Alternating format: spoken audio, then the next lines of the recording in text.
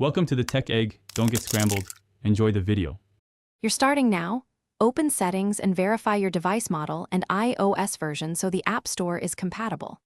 Sign into your Apple ID under your name. This links purchases and restores. Once done, check screen time and restrictions to ensure App Store isn't blocked. Go to Settings, Screen Time, Content, and Privacy Restrictions. If it's hidden rather than deleted, you'll re-enable it here.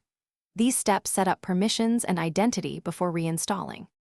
Next, open the App Store app. If you can't find it, swipe down and use Spotlight to search and confirm it's deleted. Tap your profile icon, then Purchase to view apps tied to your Apple ID and reinstall if listed.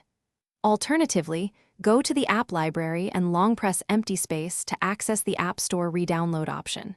Make sure you have internet and enough free storage. If prompted, enter your Apple ID password or use Face ID to authorize the reinstall. To finish, restart your device so the system registers the App Store app fully. This often restores missing icons and permissions. Once restarted, check Settings General Reset Home Screen Layout if the icon remains hidden. If the App Store won't appear or install, return to Screen Time and temporarily toggle content and privacy restrictions off, then retry.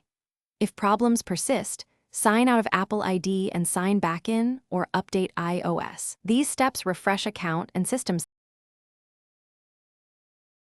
Thanks for watching. Consider subscribing if I helped unscramble your problems.